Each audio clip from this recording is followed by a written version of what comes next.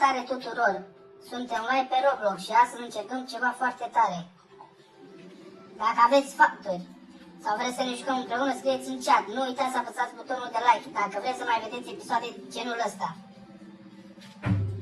Și haideți să vedem dacă reușim.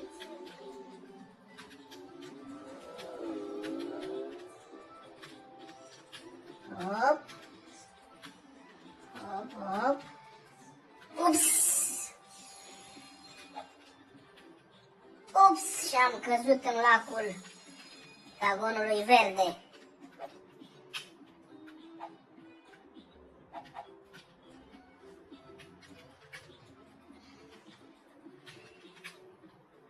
Mi-a schimbat avatarul. Ce notă îi dați de la 1 la 10? Scrieți în chat. Am cheltuit cam mulți Roblox pe accesorul acesta, dar eu zic că merită. Voi ce spuneți?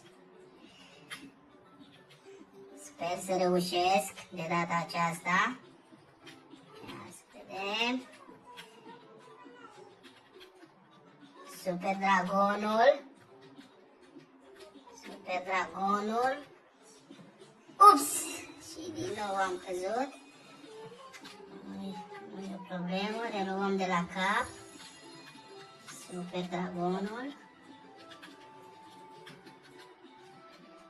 Super dragonul, încearcă din nou.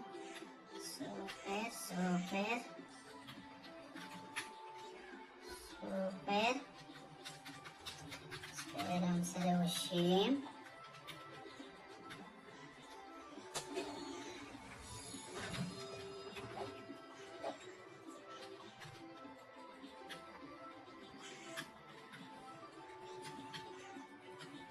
Super!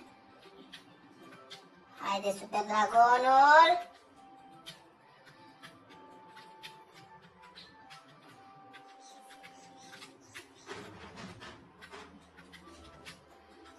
Super dragonul în acțiune! Super dragonul și din nou! Mai încerc o dată. Ops!